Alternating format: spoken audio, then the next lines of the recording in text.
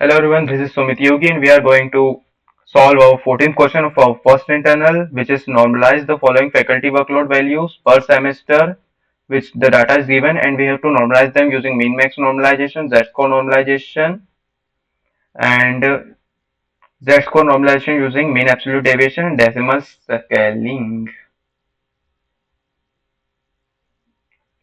So let's solve it.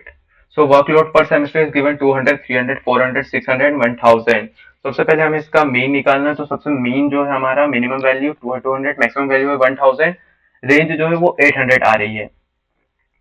So using min max normalization और इसका जो समीशन है वो 2500 आ रहा है और जो मीन रहेगा वो इसका रहेगा 500. So using min max normalization सबसे पहले हम वी कैलकुलेट करेंगे. सो वी जो हमारे पास वैल्यू है वो रहेगा और कैलकुलेशन जो कि हम इन सभी को मीन वैल्यू से नॉर्मलाइज कर रहे हैं, तो मिनिमम वैल्यू से हम अगर इसको नॉर्मलाइज करेंगे तो हमारे पास जो वी डैश आ जाएगा वो रहेगा 200 का 0, 300 का 0.125, 400 का 0.25, 600 का 0.5 एंड 1000 का 1. यहाँ पर हमारी जितनी भी सारी वैल्यूज है वो 0 to 1 की रेंज में हमें मिल गई है. तो यही था हमारा मीन मैक्स नॉर्मलाइजेशन, जो कि हमें वैल्यूज को 0 to 1 के अराउंड हमें दे देता है. फिर दूसरा आता है जेड स्कोर नॉर्मलाइजेशन. तो Z score normalization is similar to standard deviation. यहाँ पर हम स्टैंडर्ड एविएशन सबसे पहले इन सभी वैल्यूज का निकालेंगे, जो कि हमारे पास आता है 2.82. फिर स्टैंडर्ड एविएशन को ही हम हमारी जो हमने सबसे पहले फॉर्मूला कैलकुलेट किया था वी डैश कैलकुलेट करने के लिए उसमें यूज करेंगे. बस यहाँ पर जहां हम पहले मीन रख रहे हैं वहां पर हम स्टैंडर्ड एविएशन को रखेंगे. तो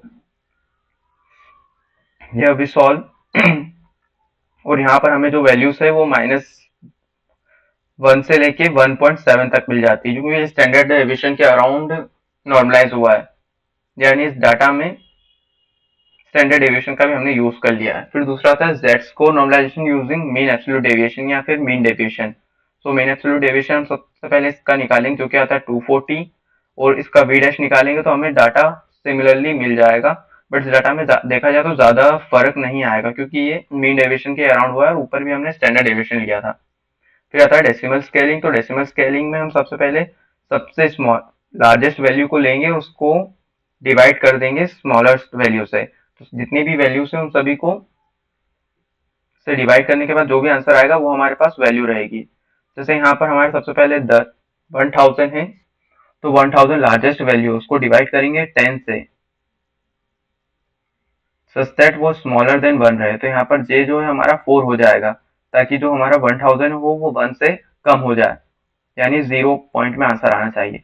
तो यहाँ पर जे की वैल्यू जो है वो 4 हो जाएगी, क्योंकि 10⁴. तो यहाँ पर हमारे पास जो जे है वो आ जाएगा 10,000, और जितनी भी सभी वैल्यूज उन सभी को हम 10,000 से डिवाइड करेंगे, उसके बाद जो आंसर आएगा वो हमारा वी डैश होगा, नॉर्मलाइज्ड वैल्यूज.